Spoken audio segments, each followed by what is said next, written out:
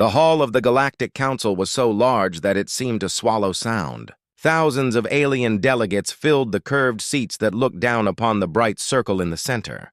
That was where the accused stood. That was where Earth stood. Ambassador Elena Voss stood alone. She wore the dark blue uniform of Earth's diplomatic corps, a single silver line at her shoulder marking her as senior envoy. Above her, 17 towering counselors from different worlds stared down. Their eyes glowed in different colors, green, red, silver, and gold, but all carried the same look: judgment. The Council had called this meeting to decide Earth's fate. The charge was simple but heavy. Humanity had interfered in the civil war of the Valari Dominion, a small and fragile race. By the first interstellar law, no world could interfere in another's internal conflict. Earth had not only interfered, they had sent ships, supplies, and soldiers to save the Valari from extinction. Elena stood straight, hands behind her back, her face calm. The Supreme Counselor, an ancient being of the Thren, spoke first. His voice echoed like wind over glass. "Earth, you stand accused of breaking the first law. You have violated the order that has kept peace for 10,000 years. What do you have to say?" For a long moment, Elena said nothing. The silence stretched, deep and heavy. Every delegate waited for her plea, her apology, her excuse. But when she finally spoke, her voice was calm and clear. "I have something to show you," she said.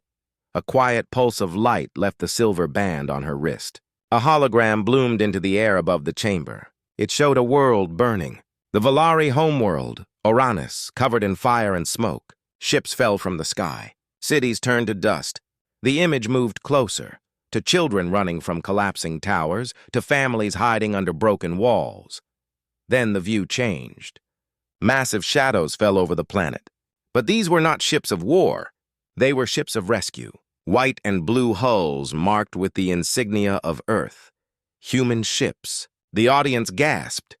The hologram showed human medics carrying wounded Valari in their arms. It showed soldiers digging through rubble, finding survivors. It showed children, Valari children, singing softly in alien hospitals while humans handed them water and food.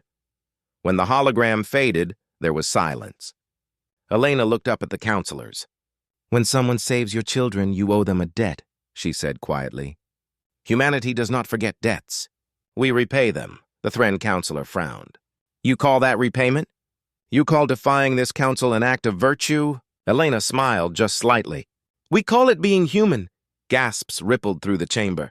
Several delegates whispered to one another. No one had ever spoken like that to the council. No one had ever dared. The Thren leaned forward, his long neck arching. "You understand the gravity of this, Ambassador. You have placed your planet at risk. The Council can sanction your world, cut your trade, and forbid you from space expansion." Elena's smile faded. "You can do that," she said. "But you will not." A murmur ran through the room. The Thren's eyes narrowed. "And why will we not?" "Because," Elena said, her voice low and steady, "if you punish us for saving lives, then the whole galaxy will see what this council truly is. They will see who values law more than mercy." The council chamber grew cold. Elena turned and walked away from the center of the platform. She passed through the beam of light, her boots echoing softly. As the doors opened, she paused. "The Valari have sworn their loyalty to Earth," she said without looking back. "They will stand with us because we stood for them." And then she was gone. For several seconds, no one moved. The Thren counselor turned to his aide and whispered, "They are not pleading innocence. They are warning us." Outside, Elena walked down the long silver corridor of the council spire.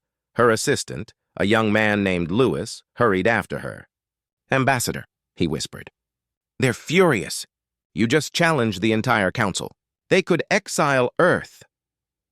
Elena stopped by the wide window that looked out into the city of Lysara Prime. Thousands of alien ships hovered in the skyline, each shining with its own color. "Do you know what the Valari sent me this morning?" she asked. Lewis shook his head. She opened a small device and projected a message. It was a simple recording. A Valari child, barely as tall as a human's waist, was smiling. "Thank you, humans. the child said in soft musical tones. You came when no one else did. We will remember. Elena closed the device.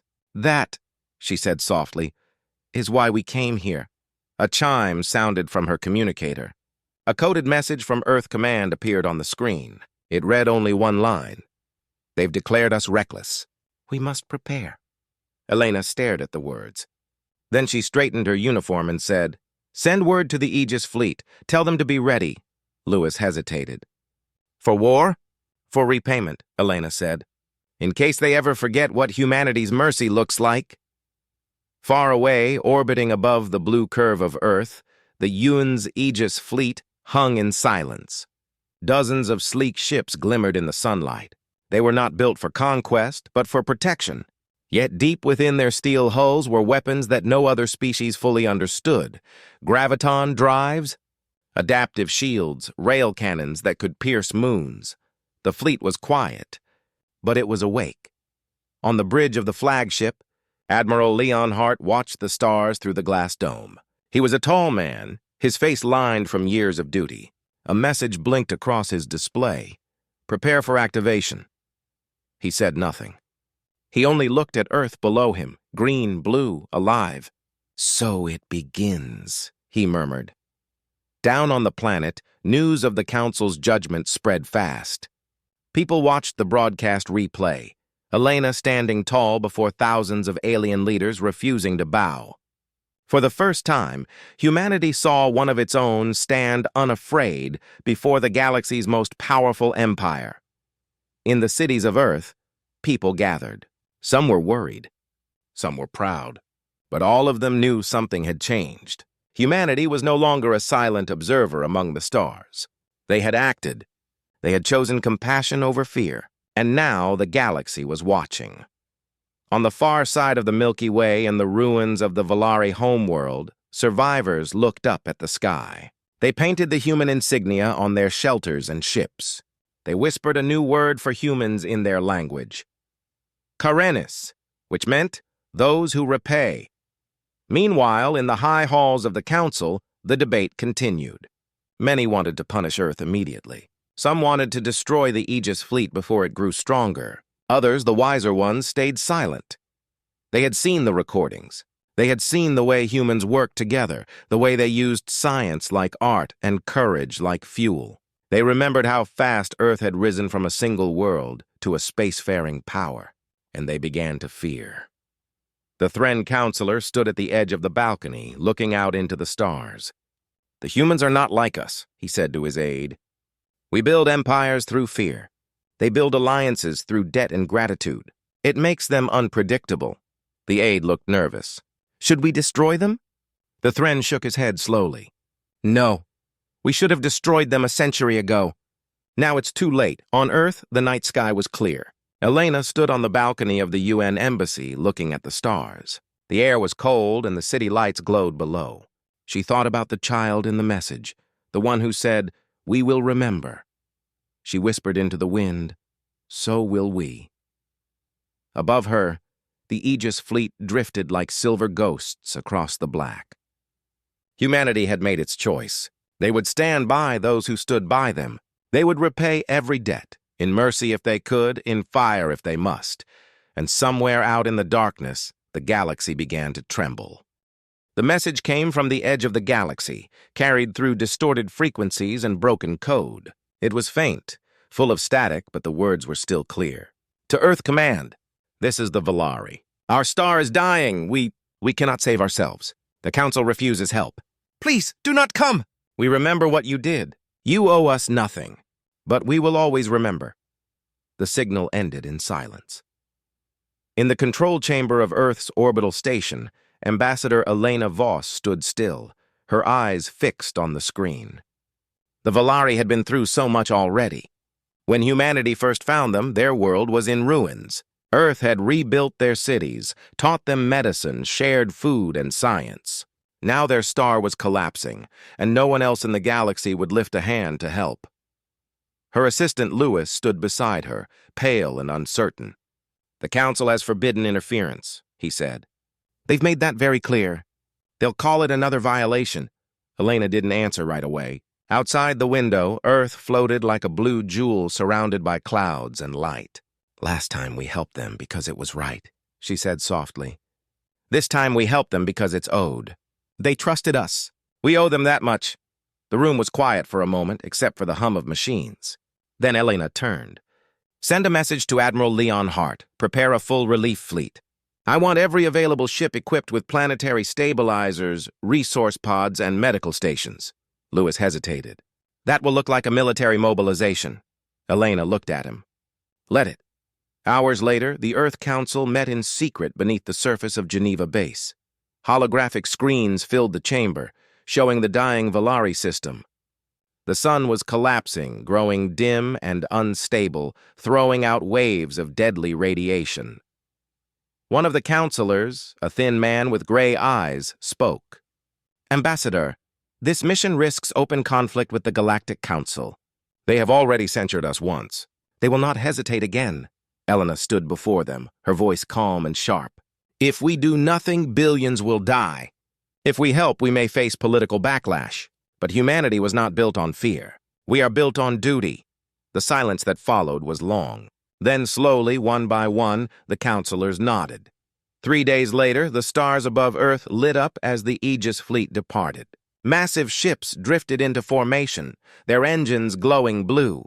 The fleet stretched for thousands of kilometers, carrying supplies, scientists, engineers, and soldiers not for war, but for rescue.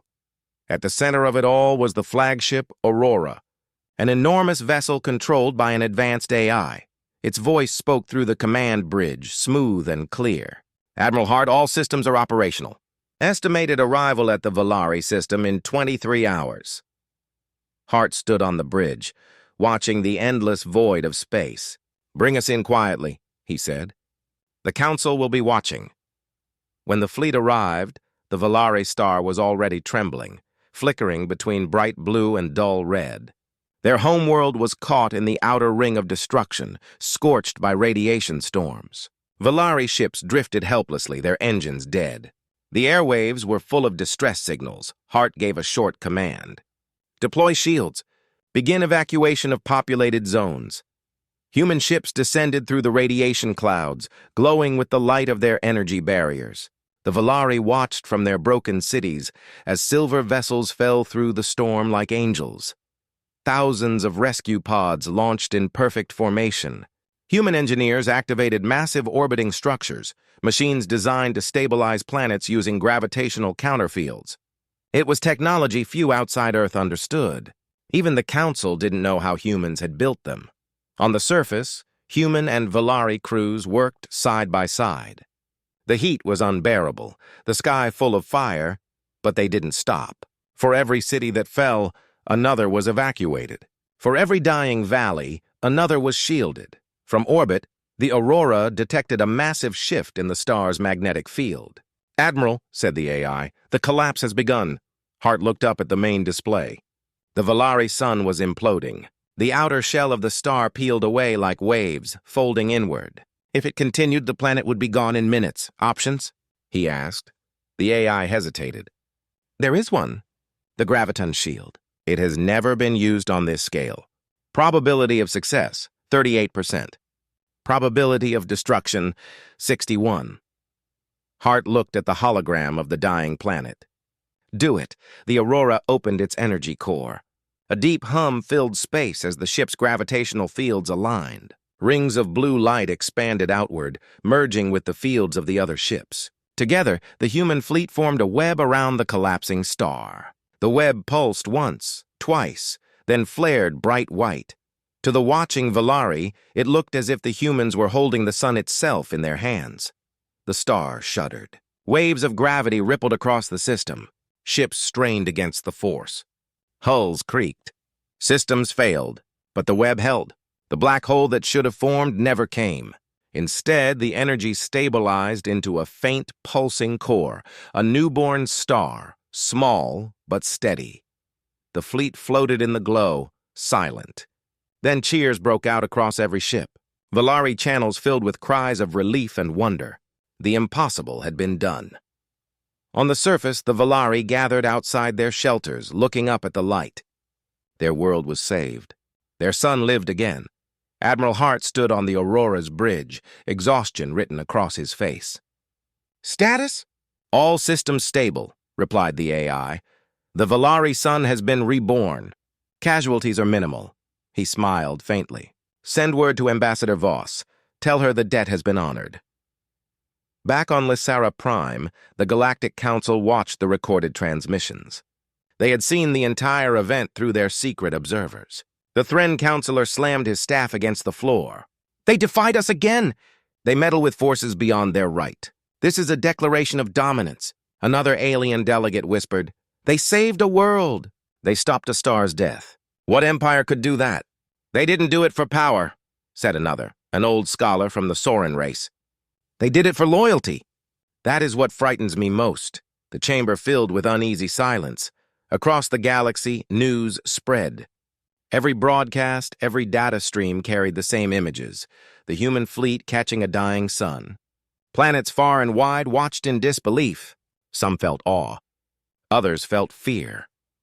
In small colonies, the young whispered to one another about the humans who could hold light. In the darker corners of the galaxy, leaders of great empires called secret meetings.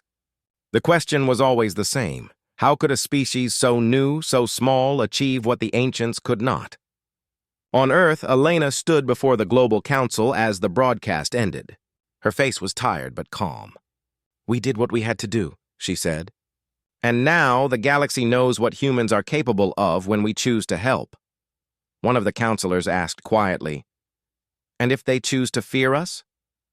Elena looked out the window toward the stars. Then they should ask themselves why. That night, the Valari sent their message to Earth. It was short and simple. "We live! Our children see the light again! The debt between us grows deeper. We are yours, as you are ours." Elena read it twice, then smiled sadly. She whispered, "You don't owe us anything. We only keep our promises." But even she knew that the galaxy would not see it that way. In the deep void between stars, rumors began to spread. Whispers of the human fleet that tamed a dying sun, of their ships that could control gravity and twist light, of their leaders who acted not from greed, but from conviction. The elder races began to fear, because power built on cruelty could be predicted. Power built on kindness could not. And somewhere in a secret council chamber, someone said the words that would change everything. If the humans can bend gravity to save, they can bend it to destroy. The galaxy began to watch them with new eyes. Not as allies, not as saviors, but as a quiet, rising storm. And far from all the noise and fear, Earth slept beneath its calm blue sky, unaware that by saving one dying world, it had just shaken the entire galaxy. The galaxy could not stop talking about Earth. Every channel, every data stream, every political meeting across hundreds of systems spoke of only one thing. The humans had done the impossible. They had stopped a star from dying. They had reached into the heart of destruction and turned it into life again. In the great halls of power, the elder races gathered in secret. They had watched the recordings. They had seen the human fleet wrapped around the collapsing star, their strange machines glowing with blue light. None of them had ever seen such control over gravity. It was a technology that even the oldest species had failed to master. On the world of Lysara Prime, the Galactic Council met in emergency session. The Thren Counselor slammed his clawed hand against the table. "They defied our laws again. They act like saviors, but they are a danger. If they can rebuild stars, what happens when they decide to unmake them?" A soft voice came from the shadows. It was the Soren Elder, thin and pale. "They did not act to rule. They acted to repay a debt. You misunderstand them. They are not predictable like us." The Thren's golden eyes flashed. "That is exactly why they must be contained." A murmur spread through the chamber. Containment. It was not the first time the word had been spoken about Earth, but now it carried more weight. Across the galaxy, the Council sent out messages. Trade routes to Earth were cut. Human diplomats were expelled from embassies.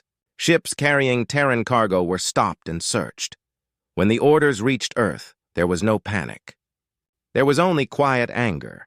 Ambassador Elena Voss stood before the United Earth Council in the same chamber where they had approved the Valari rescue. The air was tense. Holographic screens showed the closed ports, the blocked lanes, the angry statements from alien worlds. "They are afraid of us," said one counselor. "They think we are becoming too powerful." Elena nodded. "They fear what they do not understand. But fear does not make them wrong. We have advanced quickly, too quickly maybe." "They see a threat," another voice rose. "Then what do we do? Sit and wait while they strangle our trade?" Elena turned to the main screen. It showed the faces of ambassadors from dozens of small, young civilizations, worlds that had once been ignored by the Council. Worlds that humanity had helped. "We will not fight," she said. "We will build." She opened a channel to those worlds and spoke simply. "The Council wishes to isolate Earth, but you know what we have done for you. We ask for nothing in return, only partnership. Let us trade freely, work together, and stand by one another." Her words spread through the stars. The response came fast. The small nations of the galaxy, the ones who had once been weak and voiceless, answered with a single message. "We stand with Earth." Within weeks, the Terran Free Trade Network was born. 50 worlds joined first. Then more followed. Within months, hundreds of shipping lanes opened again, all outside the Council's control.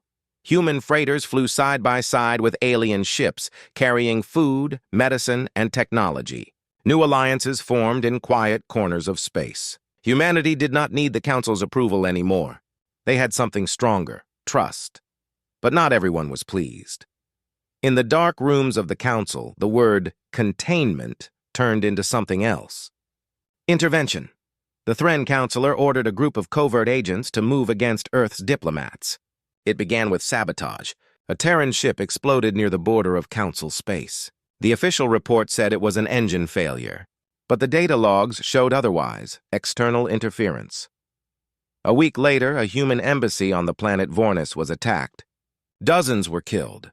Elena was on Lysera Prime when she received the report. The news struck her like ice. She stood in the garden outside the embassy, the city lights shining behind her. "They are trying to provoke us," she said quietly. "They want to make us strike first." Lewis, her assistant, looked at her anxiously. "Do we answer them?" She shook her head. "Not yet. We are being watched. The galaxy is waiting to see who we are." That night she recorded a message to Earth Command. Her voice was calm, though her eyes were tired. "They believe we will respond with violence, but we will not. We will respond with strength. Strength is not the same as force. Tell Admiral Hart to hold the fleet at the border. Let them see our patience." In orbit around Mars, Admiral Leon Hart received her message. He listened in silence, then looked out through the glass of the command bridge. The Aegis fleet floated behind him, quiet and ready. "Patience," he said softly. "The hardest order of all." But not everyone on Earth agreed with waiting.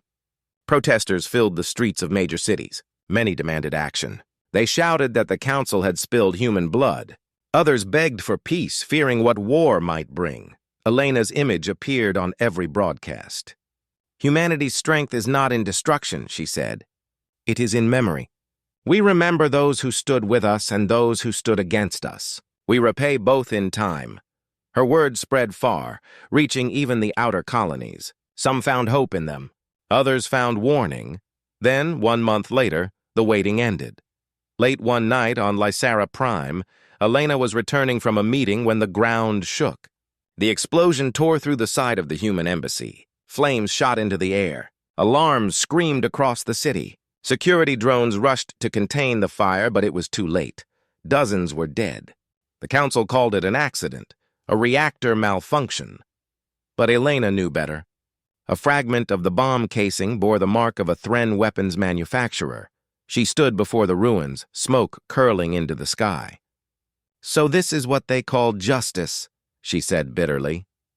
That same night, she sent a private message to Admiral Hart. "Hold your fleet. Do not move, but prepare for what comes next." In deep space, the Aegis fleet waited in the dark, engines cold. Across the galaxy, rumors spread faster than light. Some said Earth was planning revenge. Others said the humans had already begun building secret weapons. Alien leaders whispered in fear. "If the humans strike, they will not stop until we are dust." In the Council's hidden chambers, panic began to grow. Their spies reported strange energy readings from human space. Their sensors detected movement, fleets forming, systems reorganizing, defenses tightening, but no one could prove anything. Humanity said nothing. The Terran Free Trade Network said nothing. And silence, in the galaxy, was the loudest threat of all. The Thren counselor gathered his aides. "We must act before they do," he said. "Every moment we wait, they prepare." But one of his younger advisors looked uncertain. "And if they are not preparing for war?" The Thren glared at him. "Then they are waiting for us to give them a reason." On the far side of the Milky Way, Admiral Hart watched the stars in silence. His ships drifted like ghosts around the edge of human territory. "They're coming," he said quietly. "They think we're asleep." And when the first Council fleet finally moved toward Earth's border, they found the Aegis fleet already there, waiting, silent, with weapons powered but not firing. For a long moment, neither side moved. The Council fleet sent one transmission. "You are violating galactic security law. Power down your weapons and submit to inspection." Admiral Hart didn't answer. He simply smiled, because the humans had been watching, listening, and waiting all along. The galaxy felt the shift that night. Something changed forever in the silence between those two fleets. Humanity had not fired a shot, but everyone could feel it, the balance of fear tilting. The predators of the galaxy were realizing the truth. The humans were no longer the youngest species in the stars. They were something else now, calm, patient, and frighteningly ready. And as the Council fleet hesitated, Admiral Hart whispered to himself, "They have no idea what they've started." Far away on Earth, Elena looked up at the night sky, her heart heavy but steady. She knew the storm was coming. The question was no longer whether the galaxy feared humanity. The question was whether it feared them enough, and in the cold dark between the stars, the answer was already forming. The news spread across the stars faster than light. Earth had sent a fleet. Not just a diplomatic envoy, but a fleet of ships that shimmered like mirrors in space, silent and terrible. No one could understand why. The humans had been quiet since their last visit to the Galactic Council months ago. Now, out of nowhere, they were moving with precision that frightened even the oldest races. The fleet was heading toward a war zone, a conflict that had nothing to do with them. At least that was what everyone thought. Inside the command ship, Unity, Commander Evelyn Hale stood in front of the star map. Blue holographic lines traced the battlefront between two alien empires, the Varn Dominion and the Threx Coalition. They had been at war for decades, destroying worlds, trading slaves, and using neutral colonies as battlegrounds. But somewhere in that chaos, a small human research colony called Haven 7 had vanished. The Galactic Council had ignored the distress call. Now Earth was answering it on its own. Captain Marcus Doyle entered the room quietly, holding a data pad. "All ships are in position. We're waiting for your word." Evelyn looked at the glowing battlefield, her eyes calm but sharp. "Send a message to both sides. Inform them that Earth is entering the sector under Article 1.7 of Human Accord. Human lives unaccounted for. Anyone who fires upon our ships will be treated as hostile." Marcus hesitated. "They'll think we're threatening them." Evelyn nodded. "We are." Across the galaxy in the Galactic Council chamber, chaos erupted. Representatives shouted, protested, and demanded that the human fleet be recalled immediately. The council chair, a tall crystalline being named Voral, slammed his staff.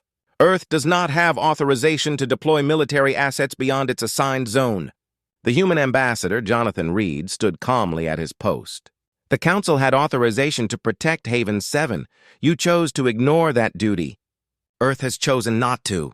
Gasps echoed across the chamber. The council tried to regain control, but their words meant nothing now. The galaxy had seen the humans move. Decisive, silent, and without hesitation. They were repaying a debt, and no one knew to whom. Back aboard the Unity, the human fleet entered the war zone. The void around them was filled with wreckage and drifting ships. Energy signatures burned faintly like dying embers. As the fleet advanced, they detected a weak distress signal. Evelyn ordered it on screen. A small voice came through, filled with static. "This is Haven 7 Research Station. We're still here. They took most of us." "Please, help!" Marcus's jaw tightened. "They're alive." Evelyn didn't speak. Her hands moved across the console, commanding her fleet to change formation. Signal the Artemis and Vanguard. Begin rescue operations. Any hostile ship that approaches, disable it. Moments later, human strike craft launched like a storm of light. They moved with strange coordination, using gravity and momentum in ways alien ships could not. Their artificial intelligence worked alongside human pilots seamlessly, predicting enemy maneuvers before they happened. The Threx Coalition saw the humans as easy targets at first. Their ships were larger, heavier, and outnumbered them 5-1. They opened fire, but the human fleet did not retreat. They folded space itself, vanishing from one point and reappearing behind the enemy, their weapons silent beams of compressed gravity tearing apart ships without explosions. The entire Threx formation collapsed in minutes. In the command chamber of the Threx flagship, the commander's scales turned pale. "Who are they?" he whispered. His sensor officer replied shakily, "Humans from Earth. They are not here for conquest. They are here for vengeance." By the time the Varn Dominion fleet arrived, it was already over. The humans had disabled every weapon system and were towing crippled ships out of the debris field. The rescued scientists from Haven 7 were being treated aboard medical ships. One of the rescued, a woman named Dr. Lyra Kwan, was brought before Commander Hale. She looked weak, but determined. "They took us because we discovered something." "Something the Council didn't want spreading." Evelyn leaned forward. "What was it?" Lyra hesitated. "Evidence. Proof that the Council allowed certain species to enslave humans in the outer colonies decades ago. They wanted to erase the records, so they sent the Threx to destroy us. Haven 7 wasn't an accident, it was a cover-up." Marcus's face darkened. "The Council knew?" Lyra nodded slowly. "And they still do." That night, in the silence of her quarters, Evelyn reviewed the data Lyra had brought. The files were clear, signed orders from the highest levels of the Galactic Council. They had traded human lives for political peace. They had let colonies burn to maintain their power. Evelyn sent a single encrypted message back to Earth. "We have proof. Proceed with Phase 2. Back on Earth, deep beneath the United Nations arcology, the Human Defense Command received the signal. The Director of Strategic Affairs, an old man named Admiral Novak, smiled grimly. So it's true. The Council broke their promise." He turned to his aides. "Activate the Terran Relay Network. Send the truth across the galaxy. Every planet, every station, every species will see what they did." Within hours, every major galactic communication channel was hijacked. The evidence appeared everywhere: broadcasts, public feeds, military terminals. The Council's secret betrayal of humanity was exposed for all to see. The galaxy watched in stunned silence as footage of the destroyed colonies played, accompanied by the voice of Dr. Lyra Kwan. "This is what they did to us. This is what they allowed." Riots broke out across hundreds of worlds. Species that had trusted the Council turned on their leaders. The Council's credibility collapsed overnight. In the chamber, the chair Vorel tried to calm the chaos. "These are human lies," he shouted, but no one listened. The delegates were already leaving, and in orbit above the war-torn sector, Commander Hale received a transmission from the Council itself. "Stand down, Commander. You have destabilized the galaxy. Earth will be sanctioned." Evelyn's expression did not change. "The galaxy destabilized itself when it forgot what justice meant." She turned toward the stars, her voice quiet but strong. "We didn't start this war. We just reminded them of their debts." Far below, the wreckage of enemy ships drifted silently. The human fleet stood in formation, watching the chaos unfold across the galaxy. They had not fired in rage or hatred, they had acted with purpose. And that purpose was clear to all who witnessed it. Humanity had repaid a debt, but the cost was only beginning to show. The Galactic Council trembled, their power cracking like glass under the weight of truth. And in the darkness of space, one quiet question spread through every species' mind. If this was how humans acted when paying back a debt, what would they do when truly wronged? The Galactic Council chamber was no longer a place of order and authority. The vast hall that once echoed with calm debate now roared with panic and fear.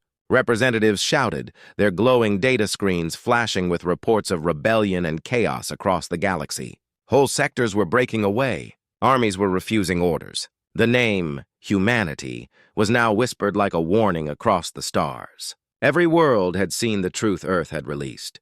The betrayal could not be denied anymore. In the middle of the storm stood Jonathan Reed, the human ambassador. He was silent, watching the council collapse under its own lies. Around him, alien diplomats accused, denied, and pleaded, but none of their words could erase the truth. The chair, Vorel, stood trembling, his crystal body dim with stress. "You humans have ruined everything!" he shouted. "You have thrown the galaxy into chaos." Reed turned toward him, his expression calm and controlled. "No, Chair Vorel. You ruined it yourselves when you decided that some lives mattered more than others. Humanity simply showed everyone what you did." The silence that followed was heavy. Vorel tried to speak, but his words died. Reed continued, "You called yourselves the protectors of peace, but your peace was built on lies, on slavery, on silence." He looked around at the gathered ambassadors. "Earth doesn't seek war. We came to repay a debt, to rescue our people. But if you think we will kneel again, you are mistaken." Before anyone could reply, an urgent alarm echoed through the chamber. A council guard rushed in. "Emergency alert! Unknown fleet approaching the core systems!" The entire room froze. Vorel turned sharply. "Who dares approach the core?" The guard hesitated. "It's human ships, sir." "They've come through the jump gates!" Panic broke out again. Representatives shouted for evacuation. But Reed only sighed softly. "It seems Earth has decided to make sure you listen this time." In orbit above the Council's homeworld, the human fleet arrived in perfect formation. Hundreds of ships, sleek, silver, and silent, appeared like ghosts. They made no attempt to hide. Their weapons were powered, but none fired. They simply surrounded the planet, forming a sphere of light. The galaxy watched as humanity took position above the seat of power itself. On board the Unity, Commander Evelyn Hale stood on the command deck, looking down at the glowing world below. "Transmission from Earth," the communication officer said. "Put it through." Admiral Novak appeared on the screen, his face calm. "The Council is breaking apart. You've done well, Commander, but they need to understand something before they rebuild. They need to know what kind of species we are." Evelyn nodded. "Understood, sir." She turned to her crew. "Open a system-wide channel. Every ship, every planet, every station is to receive this," the officer confirmed. "Channel open." Evelyn stepped forward, her voice clear and steady. "To all citizens of the galaxy, this is Commander Evelyn Hale of Earth's Defense Fleet. You have seen the truth. You have seen what the Council did to our people. For years we were treated as lesser, ignored, silenced. But we did not come for revenge. We came to remind you of something the galaxy has forgotten." She paused, letting her words echo. "Humans repay what is owed. A debt of kindness or a debt of cruelty, it makes no difference. We remember both. Across 1,000 worlds, people stopped to listen. Miners froze in tunnels. Traders paused their ships. Soldiers looked to the sky. The human fleet, shining like a wall of stars, stood over the Council world as Evelyn continued. When our colonies called for help and the Council ignored them, we remembered. When they told us to stay small, to be silent, we remembered. And when our people were taken and murdered, we did not forget." She looked at the screen, her expression neither angry nor cold, only certain. "But we are not monsters. We did not come to destroy. We came to make you see that peace built on lies cannot last. The galaxy must build something better, or next time there will be no one left to warn you." The transmission ended. Silence filled the stars. No one spoke for a long time. Then, slowly, across many systems, ships began shutting down their weapons. Soldiers refused to fight. Whole fleets turned back. The galaxy had heard the message. Humanity had not come to conquer. They had come to hold everyone accountable. In the council chamber, Vorel sank into his seat, his crystal arms trembling. "What do you want from us?" he asked weakly. Reed looked at him calmly. "We want you to fix what you broke. Step down. Let new leaders take your place. Leaders who believe in truth. The council can live, but not under the same corruption." There was no argument left. Vorel and the remaining senior members resigned that same day. The Galactic Council fell apart and began to rebuild, this time under watchful human eyes. In the days that followed, Earth's fleet began to withdraw. They left as silently as they had arrived. They did not occupy, they did not demand tribute. They simply left behind a message and a memory. The worlds that had once mocked humanity now sent emissaries of respect. Treaties were rewritten. The term human accord became a symbol of justice, not threat. But deep in the shadows of the galaxy, not everyone accepted peace. A small group of former council elites gathered in secret. They spoke of revenge, of restoring power, of making humanity pay for their humiliation. Yet even they spoke quietly, for they knew what the humans had done. They had fought 2 empires, exposed a galactic lie, and shaken the entire order of the stars without firing a war of conquest. In the quiet of her ship, Commander Hale looked out at the stars one last time. Marcus Doyle stood beside her. "Do you think they'll learn?" he asked. Evelyn watched the distant galaxies glimmer. "Maybe, or maybe not. But they'll remember. And that's enough." Marcus nodded slowly. "What about us? What happens now?"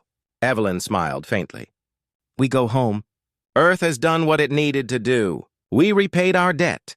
The fleet turned toward home, their engines igniting softly like falling stars. Behind them, the galaxy slowly began to heal. It would take centuries, perhaps, but the memory of Earth's intervention would never fade. On the worlds that had once feared or mocked them, stories began to spread. Stories of humans who walked into the council's chamber unarmed and spoke with truth so sharp it shattered empires. Stories of ships that moved faster than light, commanded not by arrogance, but by purpose. And somewhere in the vastness of space, a child looked up at the night sky and whispered, "Humans came once." And when they came, the galaxy trembled. Far away on Earth, Admiral Novak stood in his office watching the stars through the great viewing dome. His reflection looked older, tired but proud. A soft chime rang behind him. Jonathan Reed entered holding a small data crystal. "The Council's reconstruction plan is approved," Reed said. "They want Earth to take a seat in the new formation." Novak gave a small smile.